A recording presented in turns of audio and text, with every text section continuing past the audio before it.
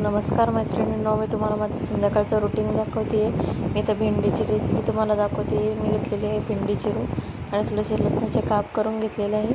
चला तर मग आता बनवूया आपण भेंडीची भाजी। मी कढईमध्ये घालते तेल गरम झाल्याच्यानंतर त्यामध्ये आपल्याला अर्धा चमचा जिरं आणि अर्धा चमचा मोहरी घालायची आहे। मोहरी आणि जिरं तडतडल्यानंतर आपल्याला काप केलेल्या लसणाच्या पाकळ्या घालायच्या आहेत। लसणाच्या पाकळ्या लालसरपर्यंत परतून घ्यायच्या आहे आपल्याला।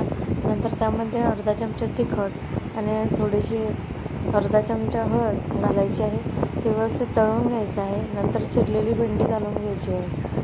ते सर्व व्यवस्थित मिक्स करून घ्यायचं आणि नंतर त्यामध्ये चवीनुसार मीठ घालायचं।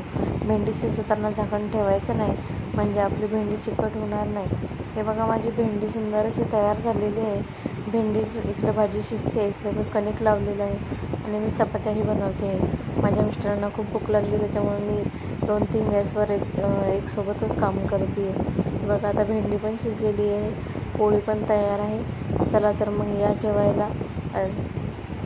अशा नवीन व्हिडिओ बघण्यासाठी लाईक करा, सबस्क्राईब करा आणि शेअर करा।